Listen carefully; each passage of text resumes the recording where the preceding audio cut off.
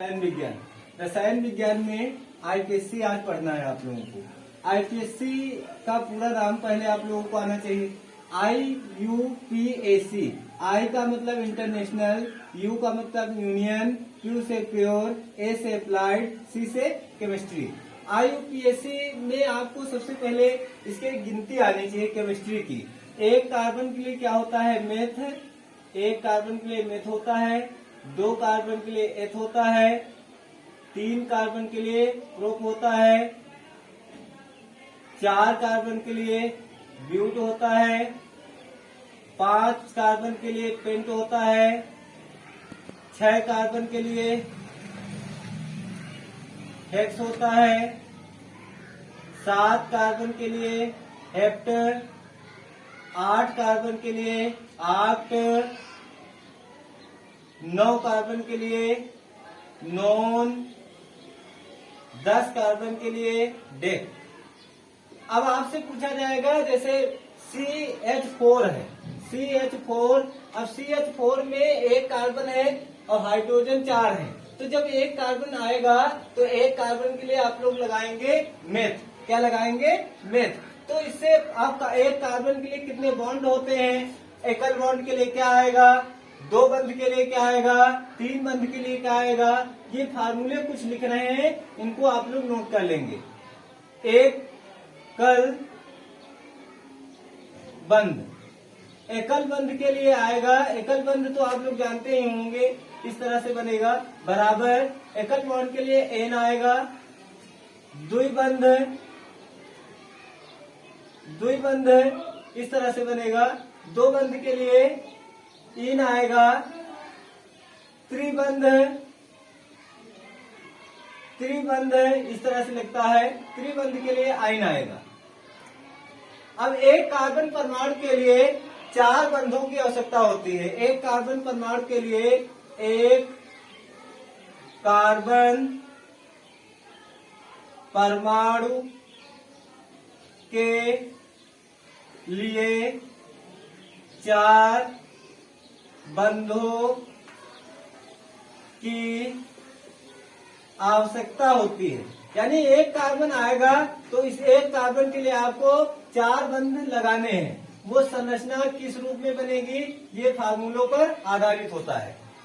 अब आपको जैसे CH4 है, CH4 हमने कहा था CH4 किस श्रेणी में आता है, पहले आपको ये पता होना चाहिए। एल्केन श्रेणी, एल्काइन श्रेणी और एल्कीन श्रेणी।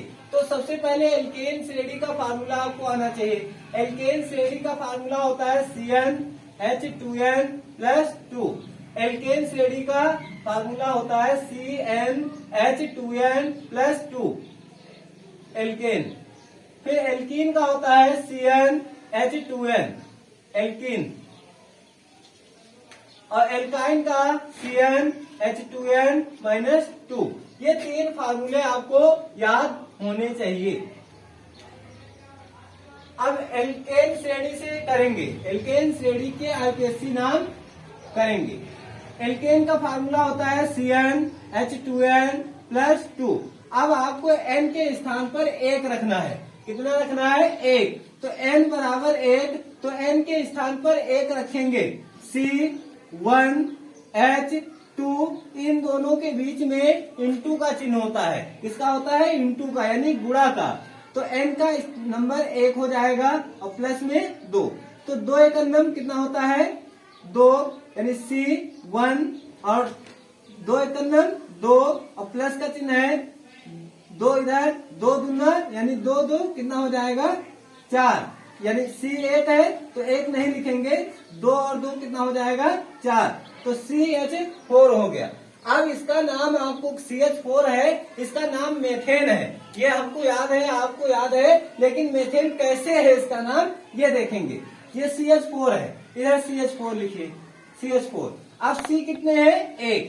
H कितने हैं? 4। इसकी संरचना बनाएंगे एकल बॉन्ड में। C कितने हो गए? 1 हो गया। H कितने हो गए? 4। 1 2 3 4, 4 है CH4। C कितने हैं? 1।